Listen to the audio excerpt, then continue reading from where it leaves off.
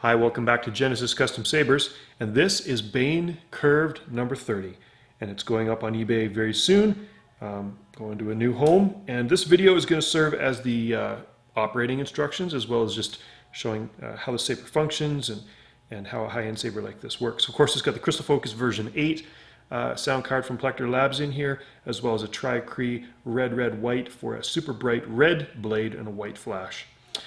So first of all, this saber is certified for medium dueling. As I'm going to point out when I'm swinging it around, these claws can be dangerous, so it's probably not best for super hard dueling. The blade goes in right here. It's a nice tight fit, and the blade detention screw tightens down on there. To operate the saber, you pull the kill key here.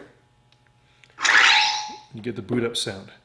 So now the saber's booted up and ready to go. This button here is the activation button. You get a bright red blade. Of course, red always looks orange on camera. I don't know why.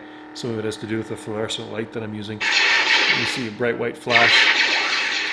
So with the Crystal Focus version 8, you've got 4 different ignition sounds. Depending on the orientation of the saber, which is whether you're holding it up or down, you get a different ignition sound. This is my core band sound font. Of course, it comes with 12 different sound fonts. You can order new sound fonts at saberfont.com. Load them up on your saber. 16 different swing sounds. 16 different clash sounds. Of course, you can see the flash on clash of the blade. It's a bright white. You've got the spin sounds. So when you spin the saber, it actually spins. When you stop and you go back, it goes back to the regular swing sound. You've got stab sounds, if I can get one. You've got blaster blocks, lock up, all the different sounds for each sound font. The saber looks super impressive, balance is really nice. So moderate dueling is what I'm certifying for this saber.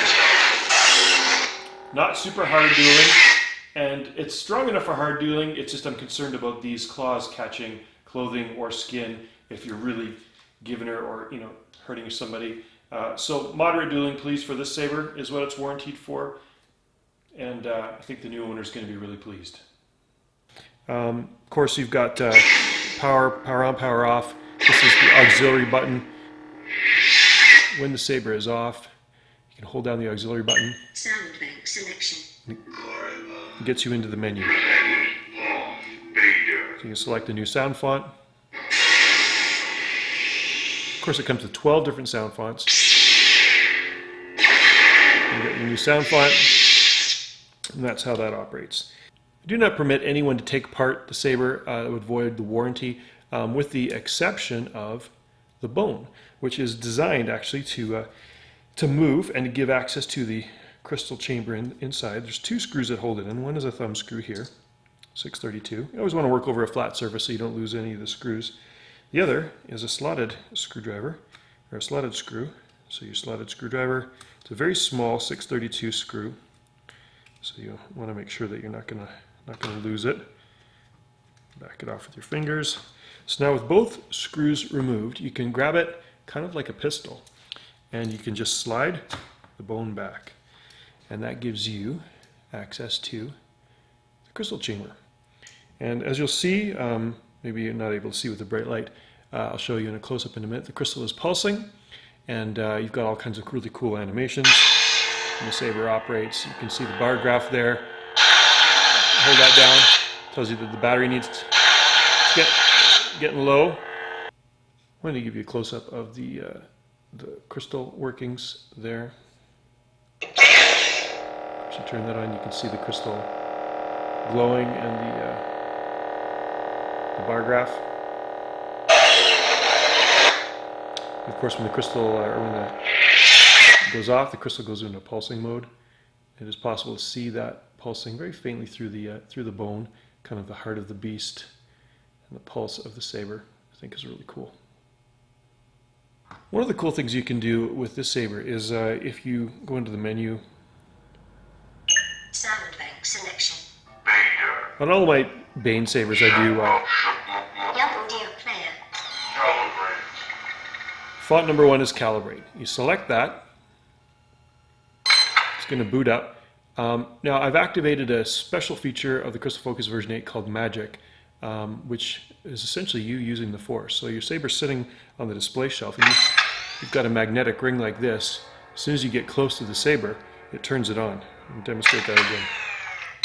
So the saber's sitting there, you wave your hand over it, and it turns it on. Really cool feature with this magnetic ring and the magic setting. Works really well with the Bane saber. Then of course you can, got all the different display sounds for the Calibrate sound font. And of course, Calibrate sound font is available on saberfont.com. If you want to have a sound font that makes it sound like you're a Jedi or a Sith working on your saber,